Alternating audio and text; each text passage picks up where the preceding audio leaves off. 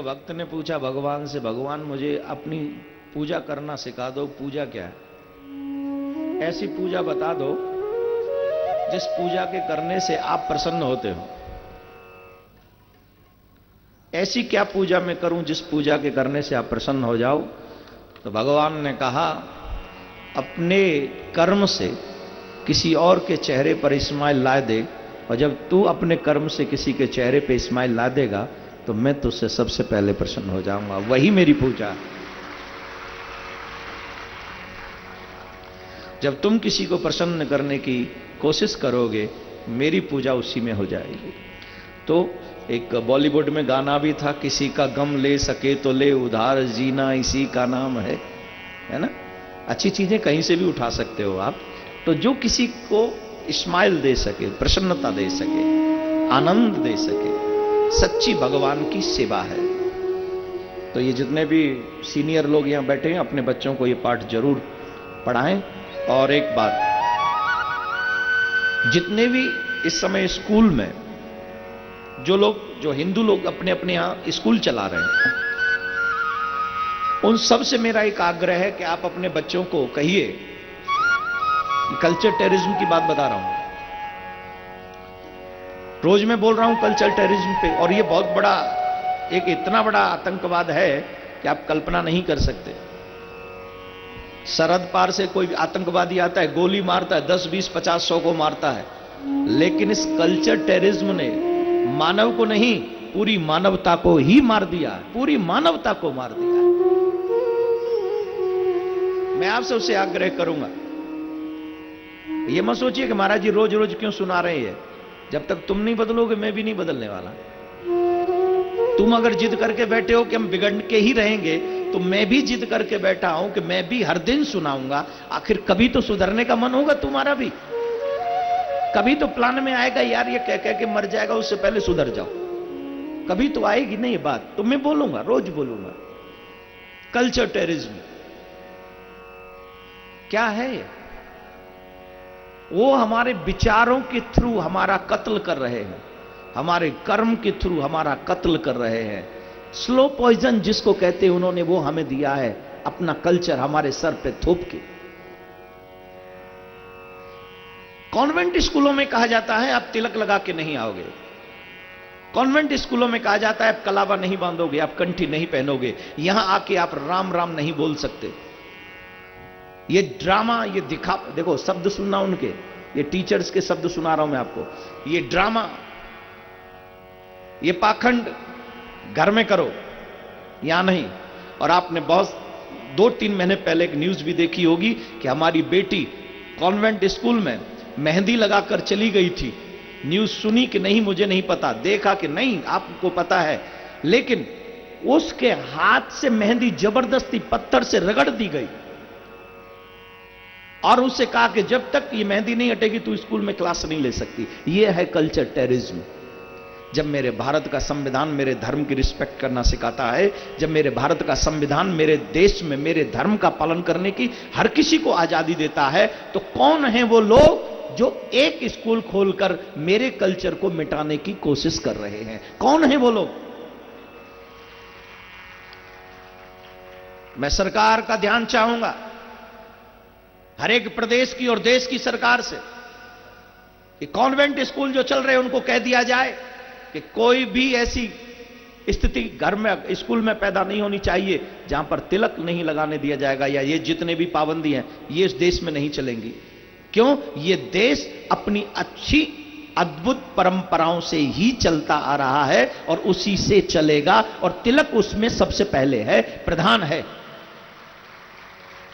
तो जितने भी हिंदू भाई बहन अपने स्कूल चलाते हैं उन सबसे मेरा एक आग्रह है, बच्चों के माथे पे तिलक लगवाइए, कंपलसरी करिए कि तिलक लगेगा ही, कंठी पहनाइए, कलावा बांधिए, और बजाय वो कौन सी प्रे आप अपने स्कूल में करवाते हो, अगर आप कथा सुनते हो, टीचर जितने भी सुन रहे हैं, जिनके स्कूल चल रहे हैं, अगर वो सुन रहे हैं, तो आप अपने यहां एक पद्धति शुरू करिए कि यहां जो विश्व शांति का पाठ हम लोग रोज करते हैं, हे ईश्वर सब सुखी हो कोई न हो, ये प्रे आप अपने सभी स्कूलों में प्रारंभ करवाएं। और अपने बच्चों को जो कॉन्वेंट स्कूल में पढ़ रहे हैं उनको निश्चित तौर पर अपने घर में बैठालकर थोड़ी देर ही सही, लेकिन उन्हें अपने धर्म के संदर्भ में अवश्य बताएं। तभी हम बचेंगे, तभी हमारी सभ्यता बचेगी, तभी हमारी संस्कृति बचेगी और तभी हमारा बुढ़ापा भी सुखी होगा। तब मैं आप सबसे इस बात की गारंटी ले सकता हूं। आप सबसे मेरा आग्रह है, इन लोगों ने हम पे आक्रमण क्या किया? इन्होंने हमें मूर्ख कहा, इन्होंने हमें नासमझ कहा।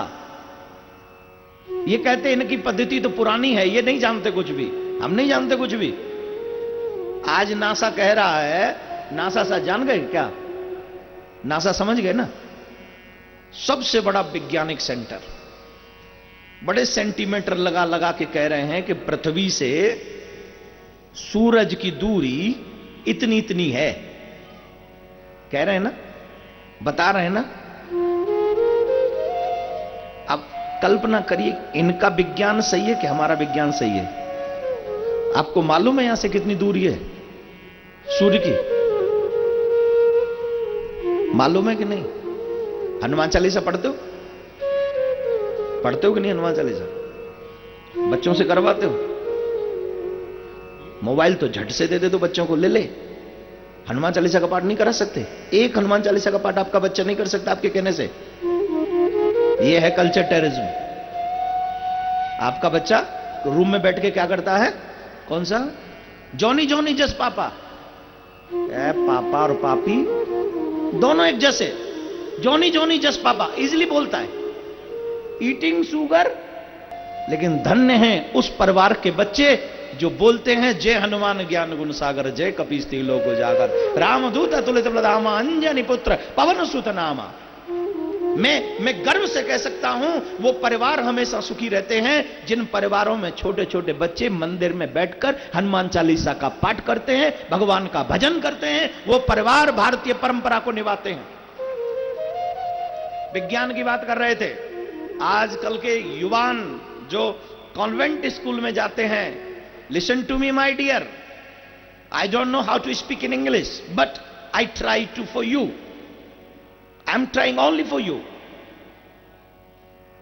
बहुत से लोग इंग्लिश बोल रहे तो बोल रहे वैज्ञानिक। और आजकल यंगस्टर्स क्या कहते हैं जानते हो? प्रूफ करके दिखाओ भगवान है। प्रूफ करो, प्रूफ। हम प्रूफ करें? तेरा विज्ञान प्रूफ करके दिखा सकता है तू है इस दुनिया में? मैं प्रूफ कर रहा हूं मेरा भगवान है। प्रूफ करूं? प्रूफ करूं? ये वैज्ञानिक लोग कोई भी मशीन से कोई भी चीज बनाते हैं, एक मशीन में एक जैसी चीज के तमाम नमूने मिलेंगे आपको।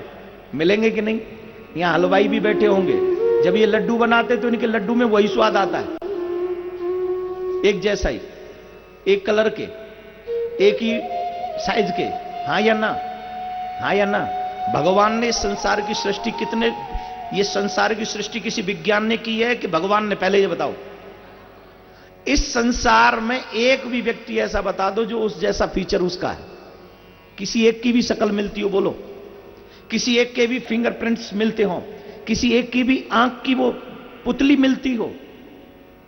और सिर्फ मानवों पे ही नहीं है, सिर्फ मानवों पे नहीं है, ऐसी न जाने कितनी सृष्टि है जिस सृष्टि में एक भैंस भैंस से नहीं मिलती, गाय गाय से नहीं मिलती, एक जैसी नहीं मिलती, बंदर बंदर से नहीं मिलता, मगरमच्छ एक जैसा नहीं होता। हर चीज में हर जगह डिफरेंट है। और ऐसी कारीगरी सिर्फ मेरा भगवान कर सकता है, कोई विज्ञान नहीं कर सकता। God like oxygen you can't see but you never live without him. Oxygen को आप देख नहीं सकते लेकिन उसके बिना आप जिंदा भी नहीं रह सकते। और हमारे भगवान को तो देखा जा सकता है, ऑक्सीजन को नहीं। मेरे भगवान को देखा जा सकता है कब?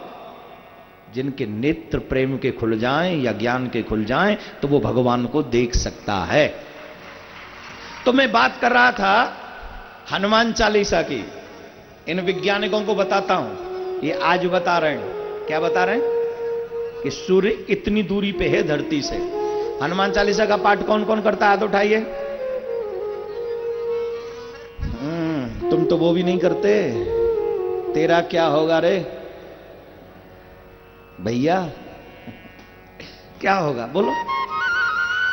हनुमान चालीसा में एक पंक्ति आती है, बोलू कि नहीं? युग सहस्त्रयो जन परवारो, योग सहस्त्रयो जन परवारो, होली ल्योताहि मधुर फल जानो, लीलो तारे मधुर फल जानो।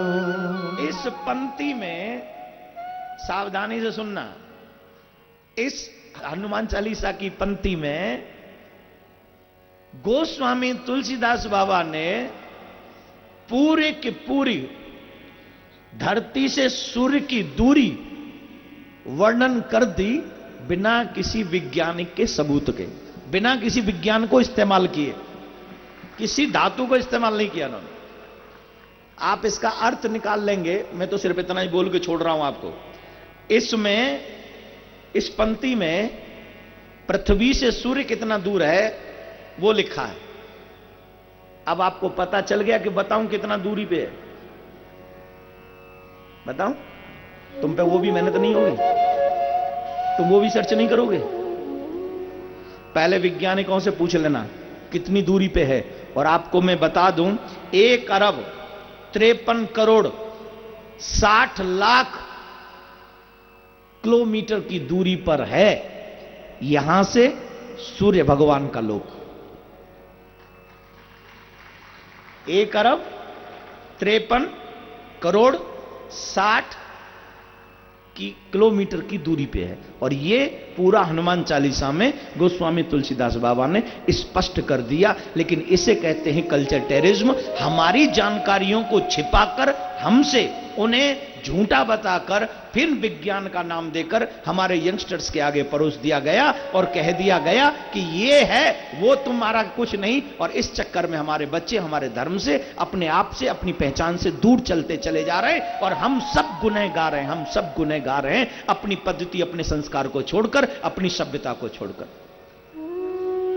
मैं आप सबसे आग्रह करूंगा, मेरा कोई रोल नहीं है, मुझे कोई राजनीतिक नहीं बनना है, मेरी कोई पार्टी नहीं आनी, या मुझे कोई पार्टी वाला बुला नहीं रहा है, लेकिन मैं इस देश का नागरिक हूं।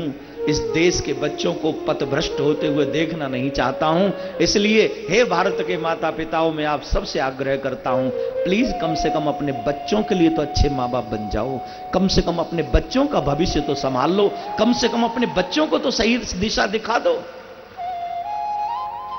हम कैसे माँ बाप है जो अपने बच्चों को ही बर्बाद कर रहे हैं? क्या मुंह दिखाएंगे हम भगवान को?